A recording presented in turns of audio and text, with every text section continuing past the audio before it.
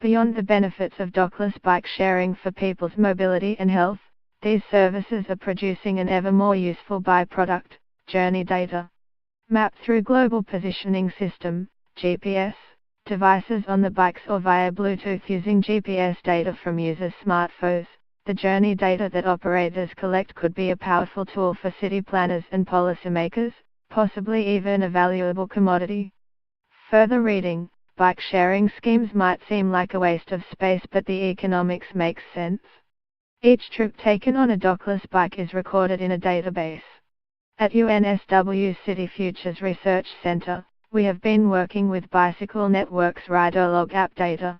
We have mapped more than 120,000 journeys and are exploring how the data can be both used and protected.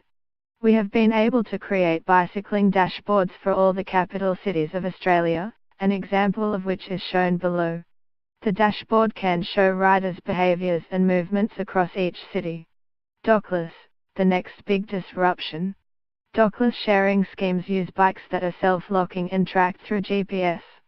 Using a smartphone app, riders can pick up a bike, use it, then essentially leave it at their destination.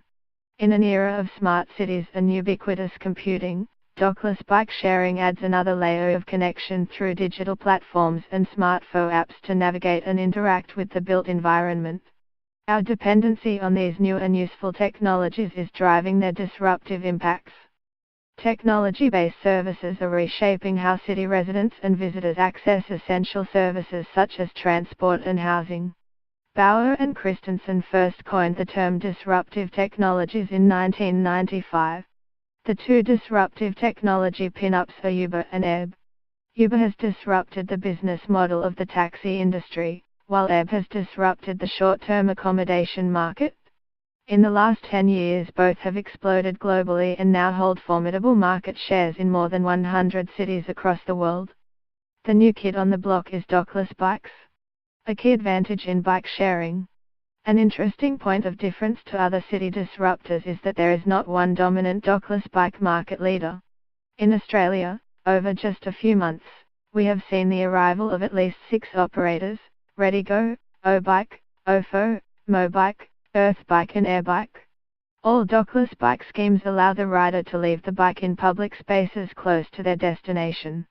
This is the key difference from docked bike sharing systems, which required the rider to pick up and return the bike at dedicated docking stations. Having hired such bikes in Chicago and Glasgow, I can attest to the challenges of finding the elusive docking station and then returning the bike to a station that is not as close as I would like to my destination. The dockless bike can provide an important link in the mobility as a service value chain, whether it's used for the last mile commute or the tourist experience.